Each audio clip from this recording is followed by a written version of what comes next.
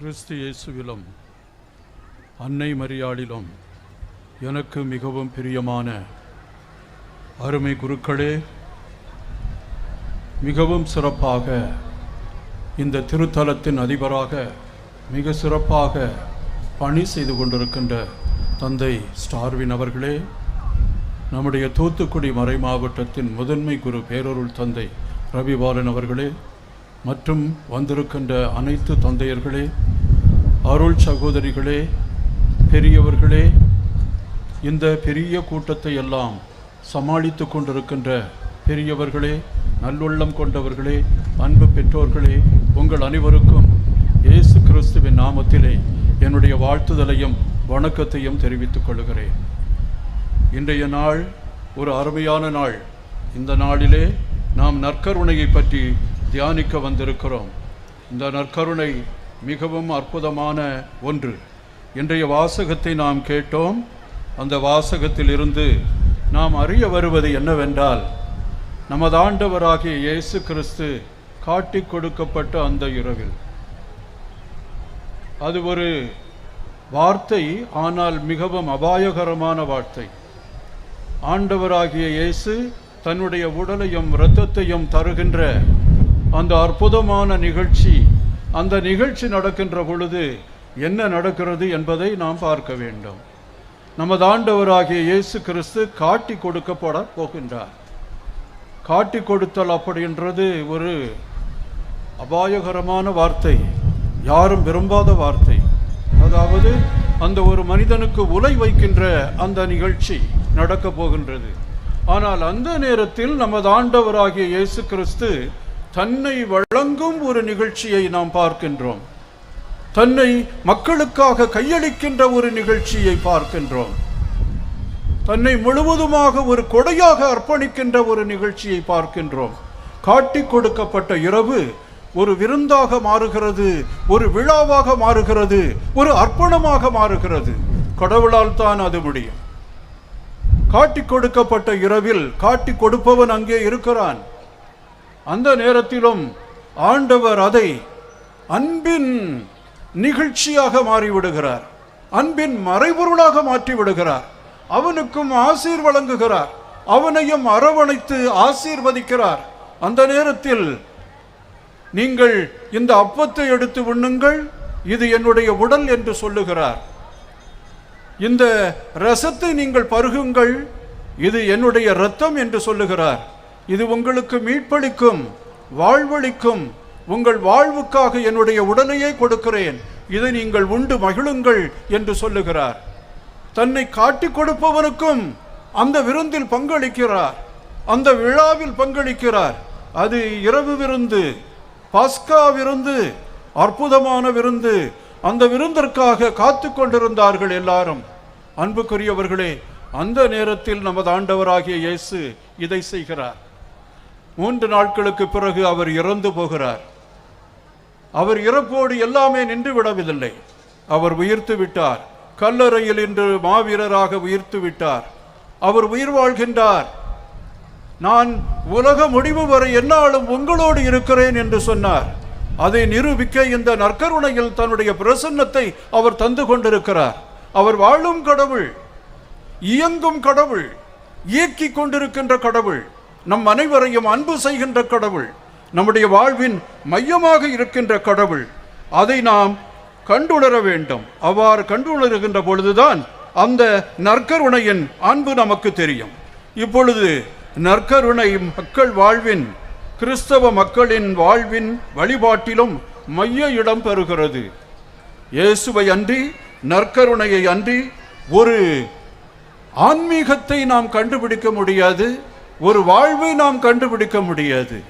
இயேசு நம்முடைய வாழ்வின், வழிபாட்டின், நம்முடைய செயல்பாடுகளின் மையமாக இருக்கிறார்.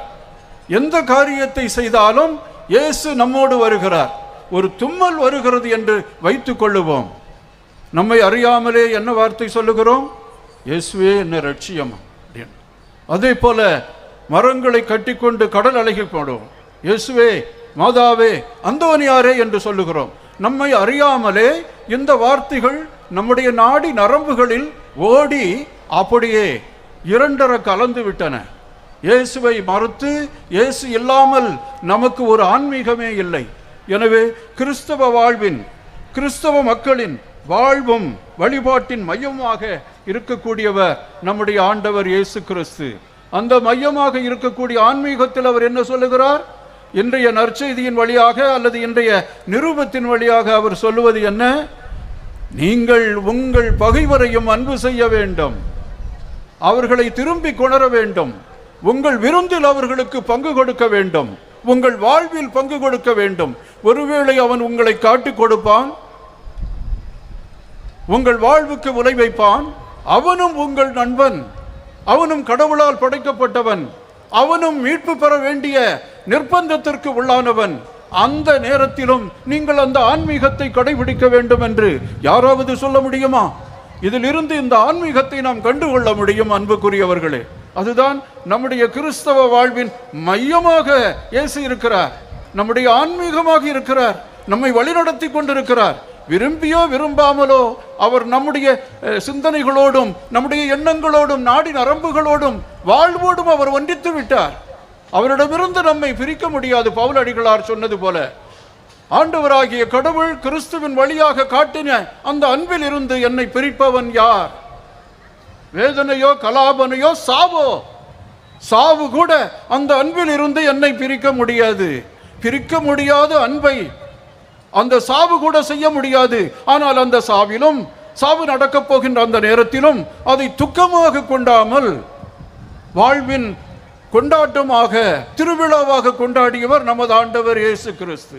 துன்பத்தையும் நமக்கு வருகின்ற இன்னல்களையும் இக்கட்டுகளையும் எல்லாவற்றையும் விழாவாக மாற்ற முடியுமா? அதை நாம் ஒரு நல்லதாக மாற்ற முடியுமா? அதை செய்தவர் தான் நமது ஆண்டவர் இயேசு கிறிஸ்து. பெரிய வெள்ளிக்கிழமை அழுகின்றோம், ஆனால் உயிர்ப்பு ஞாயிறன்று என்ன வேதனையும் எல்லா வேதனையும் கழிந்து போகின. இறைவன், அந்த இறைவன் சாவை வென்று விட்டார், பாவத்தை வென்று விட்டார், பிரிவினைகளை வென்று விட்டார். எப்பொழுதுமே நமக்கு ஆதரவாகவும் அன்பாகவும் இருக்கின்றார். அவர் கொண்டாட்டத்தின் தலைவன். அவர் பாவத்தை வென்றுவிட்டு அந்த வெற்றியின் நாயகனாக நம் அனைவரோடும் இருக்கின்றார். அதை நாம் மறக்க வேண்டாம். கிறிஸ்தவர்களை அடையாளம் காட்டுவது இந்த நற்கருணை தான். ஆதி கிறிஸ்தவர்களை அடையாளம் காட்டியதே இதுதான்.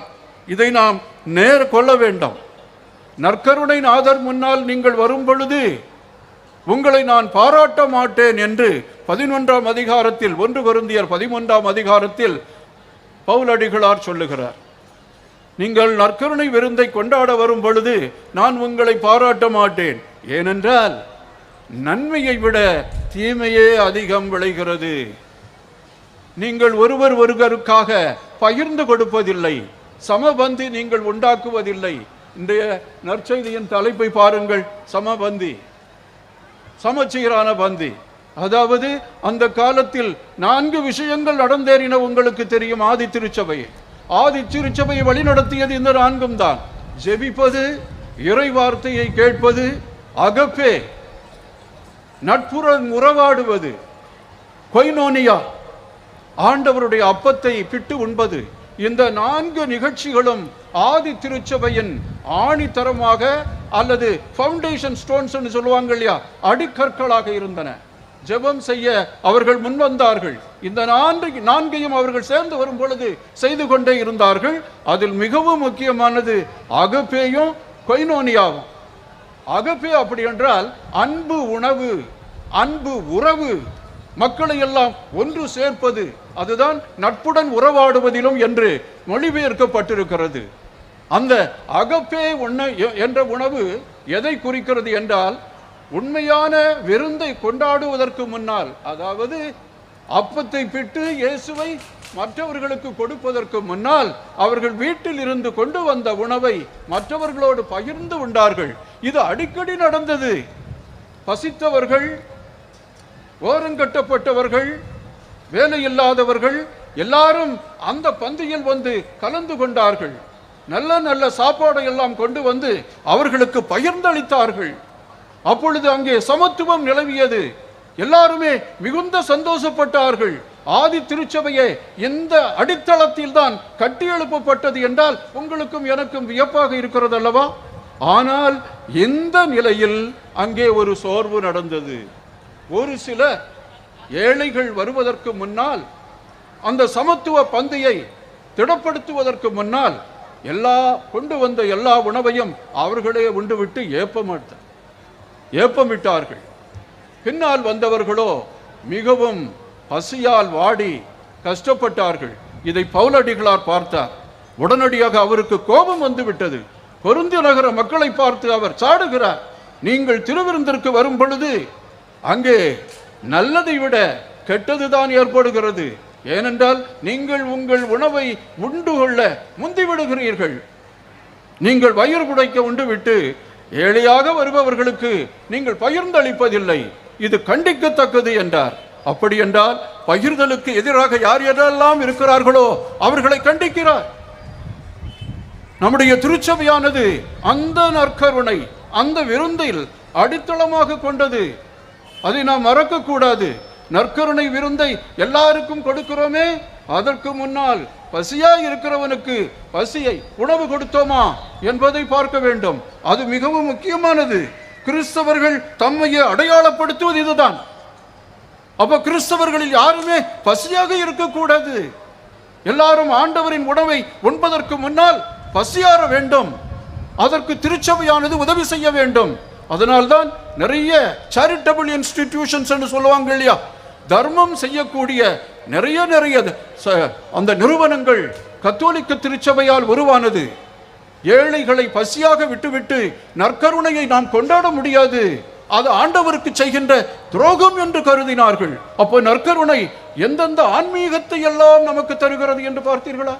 நாம் எப்படி அடையாளம் கண்டு கொள்ளப்படுகிறோம்? இயேசுவின் சீடர்கள் என்பது மட்டுமல்ல, இயேசுவின் சீடர்களாக இருந்து அதன்படி நடக்கணும். அவர் சொல்வதை நாம் கேட்க வேண்டும். இன்றைய காலையின் நற்செய்தியில் அப்படித்தான் இருந்தது. பசியாக இருக்கிறவர்களை பசியாக அனுப்ப விரும்பவில்லை. அவர்களுக்கு உணவு கொடுக்கிறார். சீடர்களையும் உணவு கொடுக்க படைக்கிறார். ஒரு சிறுவன் இருக்கிறான், அவனிடம் 5 அப்பமும் 2 மீன்களும் இருக்கிறது. ஆண்டவருடைய புதுமை அந்த ஏழை சிறுவனுடைய நல்லெண்ணத்திலும் அவனுடைய ஒத்துழைப்பிலும் தான் உருவாகிறது என்பதை மறந்து விடாதீர்கள். நாம் எல்லாரும் ஏழைகளாக இருக்கலாம், அதிக பணம் இல்லாதவர்களாக இருக்கலாம். ஆண்டவர் நம்மிடம் என்ன இருக்கிறது என்பதை பார்த்து அதை பலுகி பெருக செய்கிறார். 5000 பேர் உண்ட பிறகும் 5 அப்பமும் 2 மீனும் 12 கூடைகள் நடுவே எடுக்கப்பட்டது. அப்படி என்றால் கொடுக்கிறவன் குறைவுபடாமல் கொடைகொட கூளுடை, அது கொடைவிட குறைபடா கூளுடை வியநகர் அப்படி என்று சொல்லி புறநாறுள்ள சொல்லுவாங்க. அதாவது கொடுக்க கொடுக்க சுரந்து கொண்டே இருக்கக்கூடிய அமுத சூரபியாக அது மாறிவிடுகிறது. அதனால கொடுத்து பாருங்கள், பகிர்ந்து பாருங்கள். ஏழைகளுக்கு உங்களிடம் இருக்கிறதை அதை நீங்கள் கொடுத்து பாருங்கள். இறைவன் இயேசு உங்களோடு தங்குவார். உங்களுக்கு எதுவும் குறைவுபடாது. ஆண்டவர் எப்பொழுதும் உங்கள் மையத்தில் இருப்பார் என்பதை மறக்க வேண்டாம். இயேசுவின் உடனிருப்பை அனுபவமாக்கும் மிகப்பெரிய கொண்டாட்டம் தான் நற்கருணை. சகோதர உறவை எல்லாம் வளர்க்கிறது. நீங்க எல்லாரும் இவ்வளவு பேர் வந்திருக்கிறீங்க பார்த்தீங்களா? யார் பெயரால் வந்திருக்கிறீங்க? ஆயர் பெயராலா அல்லது குருக்கள் பெயராலா? நாம் வணங்கும் தெய்வமாகிய அந்த இயேசுவின் பெயரால். அவர் எல்லாரையும் அரவணைக்கின்றார், எல்லாருக்கும் ஆசீர்வாதம் கொடுக்கின்றார். தன்னுடைய ஆற்றலையும் அன்பையும் காட்டி எல்லாருடைய பாவங்களையும் மன்னிக்கின்றார். அவர் எல்லாரையும் ஏற்றுக்கொள்ளுகின்றார். அதுதான் மிக பெரிது. இறையாட்சியின் லட்சியத்திற்கு ஏற்ப சகோதர அன்பை வளர்த்தெடுக்கும் அழைத்தலை அவர் தருகின்றார். இறையாட்சி என்பது மகிழ்ச்சி, ஒப்புரவு, நேசம், பாசம், நீதி, அன்பு இவைகளை கொண்டது. அந்த இறையாட்சிக்கு எதிராக எந்த தவறு இருந்தாலும் அதை நாம் களைந்து விட வேண்டும். சமத்துவ சமுதாயத்தை நாம் உருவாக்க வேண்டும். எல்லாருக்கும் எல்லாமும் கிடைக்க வேண்டும் என்ற அந்த எதிர்நோக்கோடு நாம் நடந்து செல்ல வேண்டும். அந்த சிகரங்களையும் அந்த வேல்யூஸ் சொல்லுவாங்க இல்லையா, கடவுள் தந்த அந்த வேல்யூஸ், அந்த நிகழ்ச்சிகளை எல்லாம் நாம் நம்முடைய வாழ்வில் கடைபிடிக்க வேண்டும். அவ்வாறு கடைபிடிக்கின்ற பொழுது நாம் கிறிஸ்துவின் ஆன்மீகத்தை எப்பொழுதும் கொண்டிருக்கிறோம் என்பதை மறக்க வேண்டாம். நற்கருணை சாவுக்கு அழைத்து செல்லும் எல்லா செயல்களில் இருந்தும் மனச்சான்றை தூய்மைப்படுத்துகிறது. நம்மை தகுதியுள்ளவர்களாக மாற்றுகிறது. பாவ சங்கீர்த்தனத்தில் மட்டும்தான் நம்முடைய பாவம் மன்னிக்கப்படுகிறது என்று நினைக்கின்றோம். அன்புக்குரியவர்களே, திருப்பலி ஆற்றுவதற்கு முன்னால் நாம் ஆண்டவரிடம் மனம் வருந்தி மன்னிப்பு கேட்கின்றோம். எங்கள் ஆண்டவராகிய இயேசுவே, எங்கள் பாவங்களை மன்னித்தருளும், எல்லாம் வல்ல இறைவனிடமும் சகோதர சகோதரிகளே உங்களிடமும் என்று சொல்லி அந்த ஜெபத்தை சொல்லுகின்றோமே. உண்மையிலேயே இறைவன் நம்மை மன்னிக்கின்றார். இறை வார்த்தையை கேட்க நல்ல காதுகளை தருகின்றார், நல்ல மனதை தருகின்றார். அவருடைய உணவை உண்டு நாம் ஆற்றல் அடைய, சக்தி பெற, தூய்மையாக மாற ஆண்டவர் நமக்கு உதவி செய்கின்றார். எனவே நற்கருணையானது நம்முடைய பாவங்களை எல்லாம் தெரிந்து வேறே பக்கம் போய்விடுவோமோ என்று நாம் பயந்து கொண்டிருக்கின்றோமே, அந்த அநியாய செயல்களை எல்லாம் நீக்கிவிட்டு நம்மை பாதுகாக்க வைப்பவர் நமது ஆண்டவராகிய இயேசு என்பதை மறக்க வேண்டாம். நற்கருணை அன்பின் அடையாளம் என்று 16வது பெனடிக்ட் கூறுகிறார். நமக்கு முன்னால் இப்பொழுது மறைந்து போன பெனடிக்ட், அது அன்பின் அடையாளம். நற்கருணை, இயேசு நம்மை சந்திக்க வருகிறார், வழிப்பயணத்தில் நம்மோடு தொடர்கிறார். இந்த நற்கருணையில் இயேசு நம்மோடு இருக்கிறார் என்பதை மறக்க வேண்டாம். நற்கருணை இயேசுவின் உள்ள துடிப்பு. இந்த நற்கருணையானது இயேசுவின் உள்ள துடிப்பாக இருக்கிறது. நம் ஒவ்வொருவரையும் அவர் பார்த்து கொண்டிருக்கிறார். அந்த உள்ள துடிப்பை காட்டி நம் அனைவரையும் ஈர்த்து கொண்டிருக்கிறார்.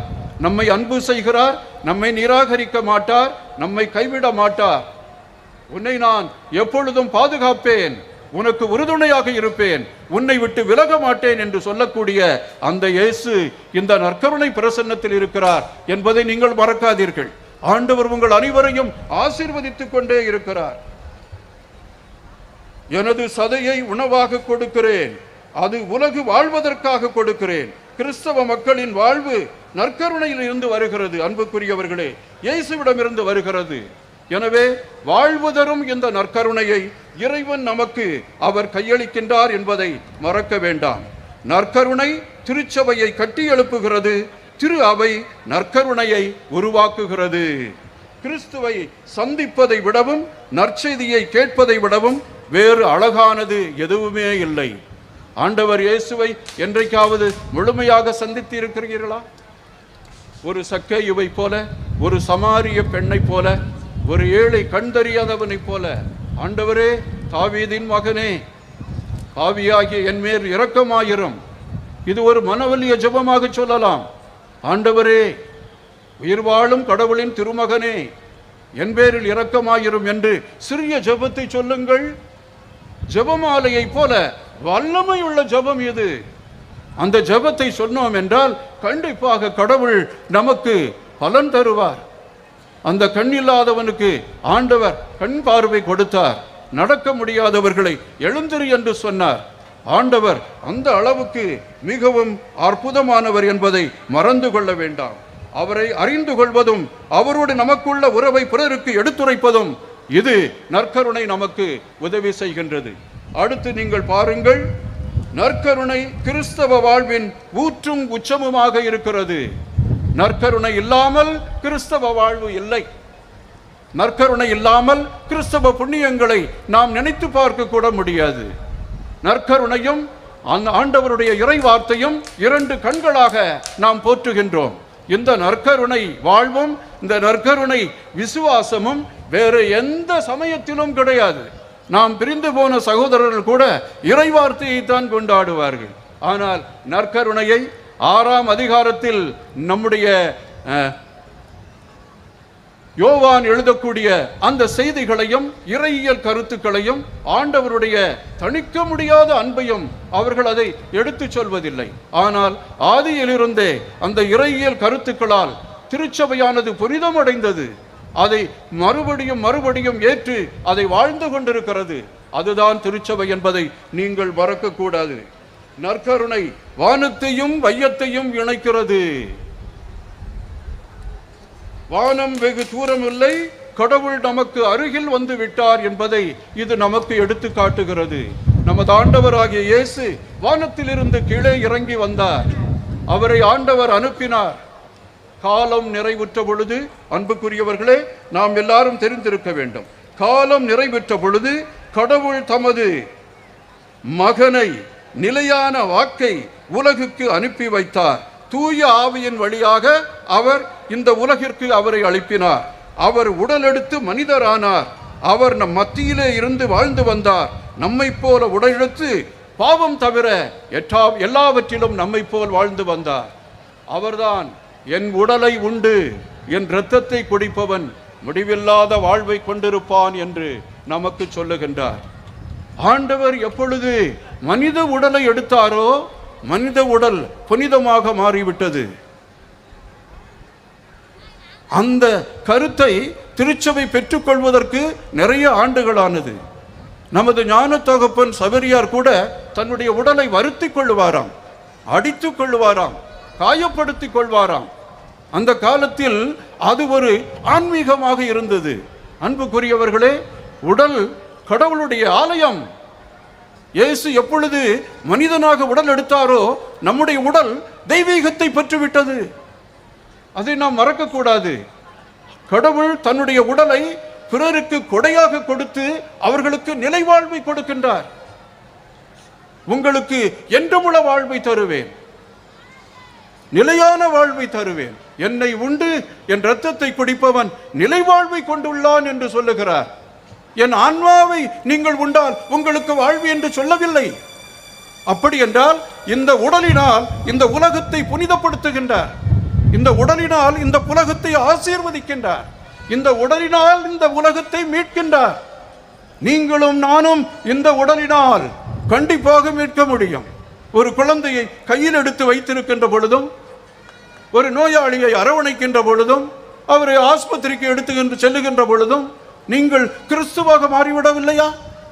கிறிஸ்து உங்களில் வாழ்கின்றார். இந்த உடல் நன்மைத்தனத்திற்காக கொடுக்கப்பட்டது. எனது தீவைகளை எல்லாம் களைந்து விட வேண்டும். அடித்தவனையும் நீ மன்னித்து விடு என்று ஆண்டவர் சொல்லுகிறார். அரவணைப்பே தாரகை மந்திரம் என்று சொல்லுகிறார். எனவே கடவுள் இந்த உலகத்தில் வந்தது ஒரு கிஃப்டாக, ஒரு கொடையாக அவர் வருகின்றார். எல்லா மக்களுக்கும் தன்னை ஈந்து அவர்களுக்கு வாழ்வளிக்கும் வள்ளலாக அவர் மாறிவிடுகின்றார். இயேசுவினுடைய உடல் என் சதையும் என் இரத்தமும் உங்கள் வாழ்வும் வழியும் ஜீவனுமாக இருக்கும். உங்களை எப்பொழுதும் காத்து கொண்டே இருக்கும். என் உடலை உண்பவன் நிறைவாழ்வை பெற்றிருக்கிறான். யோவான் 10:10 ஆண்டவர் சொல்வார், அவர்கள் வாழ்வு பெறுவதற்காக நான் இந்த உலகத்தில் வந்தேன், அதுவும் நிறைவாழ்வை பெறுவதற்காக நான் வந்தேன் என்று சொல்லுவார். அந்த நிறைவாழ்வு எங்கே இருக்கிறது? சிலுவையில் எப்பொழுது ஆண்டவர் தன்னுடைய அந்த கரத்தை நீட்டி தொங்கினாரோ, சிலுவையில் கால்களில் அரையுண்ட ஆணியால் தொங்கப்பட்டாரோ, அந்த விலாவு ஈட்டியால் திறக்கப்பட்டதோ, அப்பொழுது ஆண்டவர் நம்முடைய பாவங்களை எல்லாம் மன்னித்து நம்மை மீட்கும் மீட்பராக மாறிவிட்டார். அந்த மீட்பரைத்தான் அன்புக்குரியவர்களே இந்த நற்கருணையில் நாம் கொண்டாடுகிறோம் என்பதை நீங்கள் மறக்கக்கூடாது. அவர் உறவை நமக்கு தருகிறார். நம்முடைய வாழ்வை அவர் நடத்தி செல்லுகிறார். பாவம் தவிர அவர் எல்லாவற்றிலும் நமக்கு உதவியாக இருக்கிறார். 6:22 என் தந்தை உண்மை உணவை வானிலிருந்து உங்களுக்கு தருவார் என்று யோவான் நற்செய்தி கூறுகிறது. அந்த உண்மையான அப்பம் யாரு? நமது ஆண்டவராகிய இயேசு கிறிஸ்து. அந்த இயேசு கிறிஸ்து தன்னுடைய உடலையும் தன்னுடைய சதையையும் தன்னுடைய இரத்தத்தையும் நமக்கு உணவாக கொடுக்கிறார். எப்படி? வாழ்வளிக்கும் உணவாக கொடுக்கிறார். எனவே கார்டினல் தாகுலே சொல்லுகிறார், அன்புக்குரியவர்களே, நீங்களும் உங்கள் உடலையும் உங்கள் இரத்தத்தையும் பிறருக்கு காணிக்கையாக அவர்களுடைய வாழ்வு உய்வதற்காக நீங்கள் கொஞ்சம் தானம் செய்கிற பொழுது நீங்களும் இயேசுவின் வாழ்க்கையில் பங்கு பெறுகிறீர்கள் என்பதை உணர்ந்து கொள்ளுங்கள். இந்த உடல் நமக்காக மட்டுமல்ல, வறுமையில் வாடுகின்ற அனைத்து மக்களுக்கும் உதவி செய்வதற்காக, ஏழைகளை எல்லாம் ஏற்றுக்கொள்வதற்காக. எனவே அவர் கல்யாணம் அல்லது திருமணத்தை பற்றி பேசுவார். திருமண தம்பதியரே, நீங்கள் கணவன் மனைவியராக இருக்கின்றீர்கள். உங்களுடைய உண்மையான செயல்பாடு என்ன? நீங்கள் எப்படி கிறிஸ்துவை போல் நடந்து கொள்ள வேண்டும்? அப்படி என்று கேட்கும் பொழுது ஒருவர் மற்றவருக்கு தன்னை கொடையாக வழங்க வேண்டும். கொடையாக இனமாக வழங்குகிறது என்றால் மற்றவரிடம் இருக்கின்ற கஷ்டங்கள், துன்பங்கள், வருத்தங்கள், தவறுகள் எல்லாவற்றையும் மன்னித்து நீ கொடையாக அவருக்கு உன்னை வழங்க வேண்டும். கணவன் மனைவிக்கும், மனைவி கணவனுக்கும் கொடையாக வழங்கும் பொழுது அந்த அந்த குடும்பமானது நற்கருணையை வெளிச்சமிட்டு காட்டுகிறது என்பது அவர் சொல்லுகிறார். மனைவி கணவனுக்கு சுமையாக இருக்கிறாளா அல்லது ஒரு கொடையாக இருக்கிறாளா? கணவன் மனைவிக்கு ஒரு கொடையாக இருக்கிறானா அல்லது ஒரு சுமையாக இருக்கிறானா? இந்த நேரத்தில் நாம் சிந்தித்து பார்க்க வேண்டும். நற்கருணை நாதரை வணங்கிவிட்டு வாழ்த்திவிட்டு நாம் அதற்கு எதிராக இருக்கக்கூடாது. கார்டினல் தாங்களே வாழ்க்கையில் நடந்த ஒரு சம்பவத்தை கூறுகிறார். ஒரு பெண்மணியானவர் கோவிலுக்கு அடிக்கடி வருவாராம், திருப்பலி காண்பாராம். கோவிலை எல்லாம் சுத்தம் செய்துவிட்டு கதவுகளை எல்லாம் மூடின பிறகு அவர் கடைசியில தான் தன்னுடைய வீட்டிற்கு செல்வார். ஞாயிற்றுக்கிழமை 3-4 பூசை இருக்குமா. அந்த நேரத்தில் அம்மா காலையில் 5 மணிக்கே வந்து விடுவார்கள். கோவிலை எல்லாம் சுத்தம் செய்வார்கள். பீடத்திற்கு வேண்டிய எல்லாவற்றையும் மிக சரியாக செய்து விடுவார்கள். 5 பூசைக்கும் அவர்கள் உட்கார்ந்து ஜெபம் செய்து ஆண்டவரை வேண்டிக் கொண்டு அந்த கதவு அடைக்கப்பட்ட பிறகுதான் அவர்கள் வீட்டிற்கு செல்வார்களாம். இதை பார்த்து அந்த கார்டினல் அசந்து போனார். இப்படிப்பட்ட ஒரு தியாகி இந்த உலகத்தில் இருக்க முடியுமா? திருச்சபைக்கும் அந்த அந்த அந்த கோவிலுக்கும் உதவி செய்கின்ற இப்படிப்பட்ட ஒரு கொடையாளி இருக்க முடியுமா என்று ஒரு நாள் தன்னுடைய ஆற்றலை எல்லாம் அவர் சேகரித்து கொண்டு அந்த அம்மாவிடம் கேட்டார். அம்மா, உங்களை வணங்குகிறேன், வாழ்த்துகிறேன், உங்களை எப்பொழுதுமே போற்றுகிறேன். கோவிலுக்கு இவ்வளவு நன்றாக செய்கிறீர்களே, கடவுள் உங்களை ஆசீர்வதிப்பார். உங்கள் குடும்பத்தில் உள்ள கணவர், உங்களுடைய குழந்தைகளை பற்றி சொல்லுங்கள் என்று கேட்டபொழுது அந்த அம்மா சொன்னார்களாம், என் கணவனை பார்க்காம இருக்கிறதுக்காகத்தான், என் குழந்தைகளை எல்லாம் சந்திக்காம இருக்கிறதுக்குத்தான் நான் முன்னாடியே கோவிலுக்கு வந்துடுறேன் அப்படின்னு சொன்னாங்களாம். அதை கேட்டவுடனே அவருடைய நெஞ்சம் பதைத்தது. உண்மையான கோவில் எங்கே இருக்கிறது? உண்மையான பக்தி எங்கே இருக்கிறது? அன்புக்குரியவர்களே, கணவனை அன்போடு கவனிக்கின்ற பொழுது, அவர் செய்த குற்றங்களை எல்லாம் மன்னிக்கின்ற பொழுது, அவரை சந்திக்கின்ற பொழுது, குழந்தைகளை அன்போடு பராமரிக்கின்ற பொழுது, கோவில் முதலில் குடும்பத்தில் தானே இருக்கிறது. அதை விட்டுவிட்டு நீங்கள் இங்கே வந்து செய்கிறீர்களே, அம்மா என்னை கொஞ்சம் மன்னித்துக் கொள்ளுங்கள், உங்கள் குடும்பத்தை பாருங்கள். அவரே சொல்லுகிறார், திருப்பலியில் மிகவும் சந்தோஷமான வார்த்தை எது அப்படி தெரியுமா உங்களுக்கு? சென்று வாருங்கள், பூசை முடிந்தது.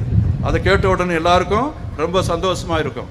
கார்டினல் சொல்லுகிறார், சென்று வாருங்கள், பூசை முடிந்தது என்று சொன்ன பிறகு நீங்கள் எல்லோரும் தயவு செய்து உங்க குடும்பத்துக்கு போங்க, உங்க பிள்ளைகளை கவனிங்க, அவர்களை அன்பு செய்யுங்க அப்படின்னு ரொம்ப அருமையாக சொல்லுகிறார். எனவே நாம் திருமணமானவர்கள் இந்த திருப்பிடத்தின் முன்னால் ஆண்டவர் தன்னையே கொடையாக கொடுக்கின்ற இந்த அற்புத நிகழ்ச்சிக்கு முன்னால் வருகிற பொழுது, நீயும் உன் சதையையும் உன் இரத்தத்தையும் உன் நேரத்தையும் உன்னிடம் இருக்கின்றதையும் கொடையாக இந்த சமூகத்திற்கு கொடுக்காவிட்டால் நற்கருணை பயனற்று போகுவிடும். அங்கே நீ பொருள் கொள்ள முடியாது. எல்லாருமே இதற்கு கண்டிப்பாக உதவி செய்ய வேண்டும். அன்புக்குரியவர்களே, அதே நேரத்தில் அவர் சொல்லுகிறார், பெற்றோர்களே உங்களுடைய குழந்தைகளை எப்படி கவனிக்கின்றீர்கள்? குழந்தைகளே உங்களுடைய பெற்றோர்களை எப்படி பார்க்கின்றீர்கள்? அவர்களை ஒரு கொடையாக பார்க்கின்றீர்களா அல்லது பணத்தை எப்பொழுதும் தருகின்ற, நாம் விரும்புவற்றை எல்லாவற்றையும் தருகின்ற ஏடிஎம் கார்டாக நீங்கள் அவர்களை ஏற்றுக்கொள்ளுகிறீர்களா என்று சொல்லி அவர் சொல்லுகிறார். அதை சொன்ன உடனே அங்கே இருக்கிறவங்க எல்லாருமே சிரிச்சுட்டாங்க. உண்மைதான், நம்முடைய பிள்ளைகள் அப்பா அம்மா என்ன கொடுப்பாங்க, என்ன ஷூ வாங்கி கொடுப்பாங்க, என்ன சட்டை வாங்கி கொடுப்பாங்க, எவ்வளவு செலவு செய்வாங்க, அப்படியெல்லாம் பார்த்துக்கிட்டு இருக்கிற குழந்தைகள் இருக்கிறாங்க. ஆனால் அந்த குழந்தைகள் என்ன செய்ய வேண்டும்? பெற்றோரை கடவுளின் கொடையாக, தெய்வமாக, நம்மை பராமரிக்கும் கடவுளுடைய அன்பின் பிரதிநிதிகளாக அவர்களை மாற்ற வேண்டும் என்று சொல்லுவார். இவ்வாறு சொல்லிவிட்டு அன்புக்குரியவர்களை அவர் சொல்லுவார், ஏழைகளை நாம் எப்படி கவனிக்கிறோம்? இல்லாதவர்களுக்கு நாம் எப்படி உதவி செய்கிறோம்? மனம் வருந்தி வாடுகிறவர்களுக்கு என்ன செய்கிறோம்? நோயாளிகளை எப்படி கண்காணிக்கிறோம்? வயோதிகர்களுக்கு நாம் என்ன நன்மை செய்கிறோம் என்று அவர் ஒரு கேள்வி கேட்பார். அது ஒரு சரியான கேள்வி. அன்புக்குரியவர்களே, இந்த நற்கருணை நாதர் நம் அனைவரையும் கவனிக்கிறார் என்றால் நம்முடைய இதயங்களை எல்லாம் அவர் ஆட்கொள்ளுகிறார் என்றால், நமக்கு ஆதரவாகவும் ஆறுதலாகவும் இருக்கிறார் என்றால், நமக்கு மகிழ்ச்சியை கொட்டி கொட்டி தருகிறார் என்றால், நாம் என்ன செய்ய வேண்டும்? ஆண்டவரிடம் பெற்ற கொடைகளை நாம் வைத்துக் கொள்ளக்கூடாது. நாம் பிறருக்கு உதவி செய்பவர்களாக இருக்க வேண்டும். அதை பகிர்ந்து கொள்ள வேண்டும். எப்பொழுது ஆண்டவருடைய அந்த கொடைகளை எல்லாம் நாம் வைத்துக் கொள்ளுகின்றோமோ அப்பொழுது கிறிஸ்தவ வாழ்வு துண்டிக்கப்படுகிறது. அது அதனுடைய சாரத்தை இழந்து விடுகிறது. இன்றைக்கு காலையில் சொன்ன, நீ அன்புடையவனாக இருக்கலாம், ஆனால் அன்பை பிறருக்கு கொடுக்கும் பொழுதுதான் அந்த அன்பு பலுகி பெருகி கொண்டே இருக்கிறது. ஆண்டவர் என்ன செய்கிறார் தெரியுமா? தன்னுடைய அன்பை கொடுப்பதனால அன்பை பெருக்கி என் ஆருயிரை காக்க வந்த இன்ப பெருக்கே என்று சொல்லி தாயுமானவர் பாடுகிறார். இப்படிப்பட்ட ஒரு இலக்கணத்தை நாம் எங்குமே பார்த்ததில்லை. ஆண்டவர் எப்படிப்பட்டவர் தெரியுமா? அன்பை பெருக்கக்கூடியவர். நம்ம எல்லாரும் சில சமயத்தில் சண்டை போட்டுக்கிட்டு அன்பை சுருக்கி விடுகிறோம். இந்த உடலிலும் இந்த மனதிலும் இந்த ஆன்மாவிலும் இறைவன் கொடையாக தருகின்ற அந்த கொடைகளை நாம் நசுக்கி விடுகிறோம், பொசுக்கி விடுகிறோம், இல்லாமல் ஆக்கி விடுகிறோம். அப்பொழுது அந்த அன்பு என்ன ஆகிறது? மழுங்கி போகிறது, துருப்பிடித்து போகிறது. சொன்னார், இங்க இருக்கின்ற எல்லாருமே அன்பு செய்தால் இந்த குழுமம் மிக சந்தோஷமாக இருக்கும். சண்டை இருக்காது, சர்ச்சை இருக்காது, அநீதி இருக்காது, குழப்பங்கள் இருக்காது, மகிழ்ச்சியே அவர்களிடம் வந்து தங்கும். ஆண்டவர் என்றும் அவர்களை அன்புடன் வழிநடத்தி செல்வார் என்பதை நாம் மறக்கக்கூடாது. ஆம் அன்புக்குரியவர்களே, எந்த அருமையான நற்கருணை நாத நம் எல்லோருக்குமே ஆசீர் வழங்குபவராக இருக்கிறார். அவர் ஏழைகளைத்தான் முதலில் சந்தித்தார். இன்றைய காலையில் எலிசா என்ற இறைவாக்கினருக்கு உணவு வருகிறது. ஆண்டவருடைய மனிதர் என்று ஒருவர் தன்னுடைய விளைந்த நிலத்தில் அப்பத்தையும் கோதுமை மாவையும் பார்லி மாவையும் அப்படியே கொண்டு வருகிறார். ஆனால் அவர் என்ன சொல்லுகிறார்? முதல்ல அந்த ஏழைகளுக்கு கொடு, அவர்கள் வயிறார உண்ணட்டும். அப்பொழுது அங்கே இருக்கக்கூடிய சீடன் என்ன சொல்லுகிறான்? 10 அப்பந்தான் இருக்குது, இங்கே 150 பேருக்கு மேலே இருக்கிறாங்களே, எப்படி இதை நான் சாதிக்க முடியும்? இவர்கள் உண்ட பிறகும் இன்னும் மிச்சமாக இருக்கும் என்று ஆண்டவர் எனக்கு சொல்லுகிறார் அப்படின்னு ஒரு வார்த்தை போட்டாரு. எனக்கே ஆச்சரியமா இருக்கிறது. இதெல்லாம் நம்முடைய விவிலியத்தில் எழுதப்பட்டு இருக்கின்றன, நம்முடைய இறைவாக்கினர்களால் வாழப்பட்டு இருக்கிறது. கொடுக்க கொடுக்க குறைவுபடவே படாது. நம்முடைய கொடுக்க கொடுக்க அது எப்பொழுதும் வளர்ந்து கொண்டே இருக்கும், மிஞ்சி கொண்டே இருக்கும். அன்புக்குரியவர்களை, நீங்கள் செய்து பாருங்கள், ஏழைகளுக்கு உதவி பாருங்கள், கண்டிப்பாக உங்களுக்கு ஆண்டவர் உதவி செய்வார். நீங்கள் செய்கிற உதவி ஒரு நாளும் வீண் போகாது. அதன் பிறகு இன்னொரு நிகழ்ச்சி நடக்கிறது. ஆண்டவர் என்னுடைய சதையை உண்டு என் இரத்தத்தை குடிப்பவன் நிலை வாழ்வை கொண்டுள்ளான், அவனை கடைசி நாளில் நான் உயிர்ப்பிப்பேன், அவன் எப்பொழுதும் வாழ்வு பெற்றே இருப்பான் என்று சொல்லி ஆண்டவர் சொல்லுகிறார். ஆனால் அங்கே இருக்கக்கூடிய சீடர்களில் கொஞ்சம் பேர் என்ன செய்கிறாங்க தெரியுமா? ஆண்டவரே, நீர் இப்படி சொல்வதெல்லாம் மிக கடினமாக இருக்கிறது, இதை ஏற்றுக்கொள்ள முடியாது, நீங்கள் சொல்வதை நாங்கள் ஏற்றுக்கொள்ள முடியாது, நாங்கள் போய்விடுகிறோம் என்று சொல்லிவிட்டார்கள். ஆண்டவரை விட்டுவிட்டு சென்று விடுகிற கூட்டம் ஒன்று இருக்கிறது. கண்டிப்பாக ஒவ்வொரு நாளும் இறைவார்த்தையை கேட்டாலும், ஒவ்வொரு நாளும் இறைவேண்டுதல் செய்தாலும், நற்கருணை நாதர் முன்னால் மண்டியிட்டு நாம் வணங்கினாலும், சில கஷ்டங்கள் சில துன்பங்கள் வருகிற பொழுது ஆண்டவரை நொந்து கொண்டு ஆண்டவரிடம் நாம் ஓடியே போகின்றோம். ஆண்டவர் இனமாக தருகின்றார். ஆண்டவர் இனமாக தருவது என்றால் அதை நாம் பெற்றுக்கொள்ள வேண்டும். ஒன்றை பெற்றுக்கொள்ள வேண்டும் என்றால் அவரை நம்ப வேண்டும், அவரை ஏற்றுக்கொள்ள வேண்டும், அவரை உள்ளார கன்விக்ஷன், அவரை உள்ளார நாம் நம்பி வாழ வேண்டும். ஆனால் இந்த சீடர்கள் என்ன செய்கிறார்கள் தெரியுமா? ஆண்டவரே, உம்மோடு நாங்கள் இனி வழி நடக்க மாட்டோம், உம்மோடு சேர்ந்து செல்ல மாட்டோம், உம்முடைய கட்டளைகளை கடைபிடிக்க மாட்டோம். காரணம் என்னவென்றால் அவர்களுக்கு தெரியும், 3 ஆண்டுகளாக அவரோடு இருக்கிறார்கள். அவர்களுடைய அப்பா யாருன்னு தெரியும், அம்மா யாருன்னு தெரியும், அவர் எந்த ஊரில் இருந்து வர்றாருன்னு தெரியும், அவர் ஏழை மனிதர் என்று தெரியும். இந்த ஏழை மனிதன் இப்படிப்பட்ட தெய்வீக செயல்களை எல்லாம் செய்து, நானே வானி நின்று இறங்கி வந்த உயிருள்ள உணவு, என்னை தவிர்த்து உங்களால் ஒன்றும் செய்ய முடியாது என்று சொல்லுகிற சொற்களை எல்லாம் அவர்களால் ஏற்றுக்கொள்ள முடியவில்லை. அன்றிலிருந்து அவர்கள் ஆண்டவரோடு செல்லவில்லை, அவர்கள் தனித்து விடப்பட்டார்கள், ஆண்டவரை அப்படியே நீக்கிவிட்டார்கள். அன்புக்குரியவர்களே, இப்படிப்பட்ட ஒரு குடும்பம் இருக்கிறது. ஒருவேளை நாம் எல்லாரும் குழுமமாக இருக்கிறோம், கிறிஸ்தவர்களாக இருக்கிறோம், நற்கருணையை வணங்குகிறோம், திருப்பலி செய்கிறோம். ஆனால் ஏழைகள் அந்த கோவிலுக்கு வராமல் இருக்கிறார்கள். வறியவர்கள், நோயாளிகள், அகதிகள், புலம்பெயர்ந்தவர்கள், நிறைய பேர் ஏழைகளை கண்டுகொள்ளாமல் இருக்கிறோம். நம்முடைய கூட்டத்தோடு அவர்கள் இணைவதற்கு தயங்குகிறார்கள். I don't belong to this community அப்படின்னு சொல்றாங்க. இயேசு அவர்களை எல்லாம் அப்படியே ஒதுக்கி தள்ளி விடுவாரா? அவர்களை நாம் கொண்டு வருவதற்கு கண்டிப்பாக ஒற்றுமையாக சேர்ந்து அவர்களுக்கு நாம் உதவி செய்ய வேண்டும். பல பல சங்கங்கள் ஏழை எளியவர்களுக்கு உதவி செய்வதை பார்க்கிறேன். நம்முடைய தூத்துக்குடி நகரமானது வெள்ளத்தில் மூழ்கி இருக்கும் பொழுது எத்தனையோ பேர் உதவி செய்தீங்க. அந்த மனது 1 மாசம் வரைக்கும் இருந்தது, அதுக்கு பிறகு போய்விட்டது. அன்புக்குரியவர்களே, நம்முடைய இதயம் இயேசுவின் இதயமாக மாற வேண்டும். அவரை போல நாம் இருக்க வேண்டும். விடப்பட்டவர்கள், கைவிடப்பட்டவர்கள் எல்லாரும் என்னுடைய மந்தையில் வந்து சேர வேண்டும் என்று ஆண்டவர் சொல்லவில்லையா? வானத்திலிருந்து அதை செய்து விடுவாரா? உங்கள் வழியாகவும் என் வழியாகவும் இந்த நற்கருணைநாதர் எல்லா மக்களையும் அழைத்துக் கொண்டிருக்கிறார். அப்படி என்றால் என்ன செய்ய வேண்டும்? புனித பேதுருவை போல நாம் மாற வேண்டும். இவங்களெல்லாம் போயிட்டாங்க, இந்த சீடர்களெல்லாம் என்ன வேண்டாம்னு சொல்றாங்க. என்னை நான் இல்லாமலே எல்லாவற்றையும் செய்து முடித்து விட வேண்டும் என்று தனியாக இவர்கள் போய்விட்டார்கள். நீங்க என்ன சொல்றீங்க, நீங்க என்ன சொல்றீங்க அப்படின்னு சொல்லி சீடர்களிடம் ஆண்டவர் கேட்கிறார். நீங்களும் என்னை விட்டு போய்விட தயாராக இருக்கிறீர்களோ என்று கேட்கும் பொழுது பேதுரு என்ன சொல்வார்? ஆண்டவரே, வாழ்வு தரும் வார்த்தைகள் உம்மிடம்தானே உள்ளன, நாங்கள் யாரிடம் செல்வோம்? நீர் மெசியா என்பதையும் கடவுளுடைய மகன் என்பதையும் நாங்கள் உணர்ந்து கொண்டோம். உம்மை விட்டு ஒருபோதும் பிரிய மாட்டோம். உம்மை எங்கள் ஆசானாகவும் மீட்பராகவும் மெசியாவாகவும் ஏற்றுக்கொண்டோம் என்று அவர் சொல்லுவார். அதை அந்த சீடர்கள் செய்தார்கள். கடைசி வரைக்கும் அதை செய்து கொண்டிருந்தார்கள். அன்புக்குரியவர்களே, இந்த சமூகத்தை சார்ந்தவர்களாக நாம் இருக்கிறோம். இந்த சமூகத்தில் கட்டி எழுப்பப்பட்ட திருச்சபையாக நாம் இருக்கிறோம். இயேசுவை ஏற்றுக்கொள்ள வேண்டும், அவரை நம்ப வேண்டும், அவரை பற்றுக்கோடாக கொள்ள வேண்டும். எந்த நேரத்திலும் அவர் நமக்கு உதவி செய்வார், நம்மை விட்டு பிரிய மாட்டார், நம்மோடு நடந்து கொண்டிருக்கிறார். நம்முடைய வீட்டில், நம்முடைய சுற்றுப்புறத்தில், எல்லா இடத்திலும் அவர் இருந்து கொண்டிருக்கிறார்.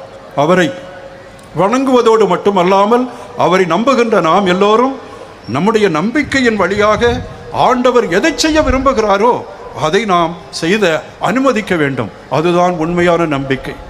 நம்பிக்கை என்பது ஆண்டவரே உம்மை போற்றுகிறோம், உம்மை வாழ்த்துகிறோம்,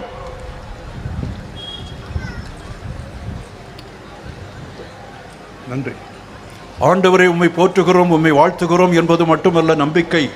அந்த நம்பிக்கை கடவுள் நம் வழியாக எதை விரும்புகிறாரோ அதை செய்ய நாம் விட்டுவிட வேண்டும்.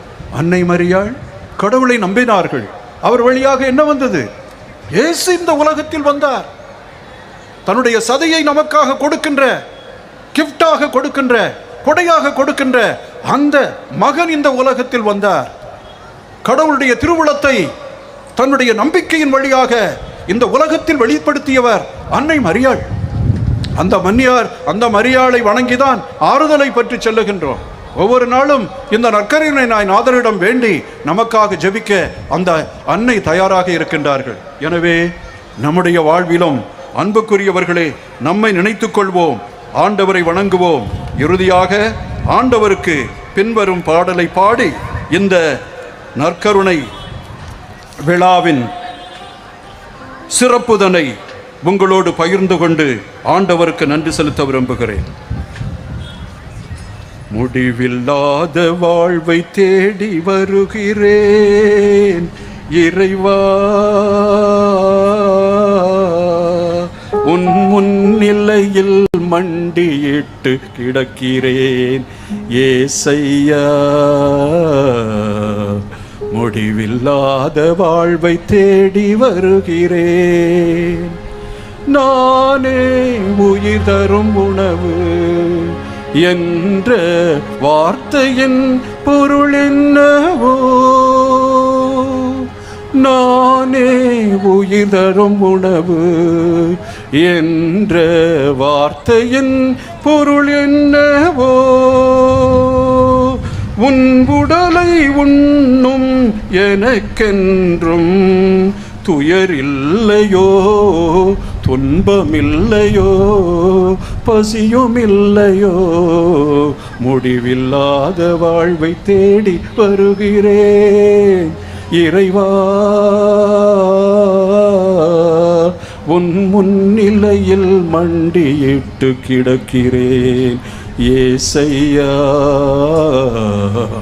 முடிவில்லாத வாழ்வை தேடி வருகிறேன்.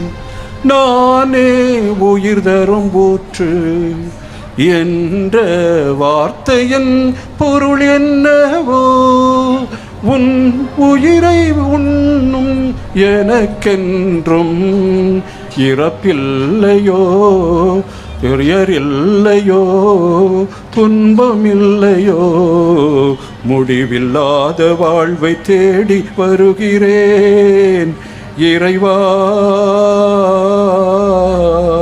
உன் முன்னிலையில் மண்டியிட்டு கிடக்கிறேன். ஏசையா, முடிவில்லாத வாழ்வை தேடி வருகிறேன்.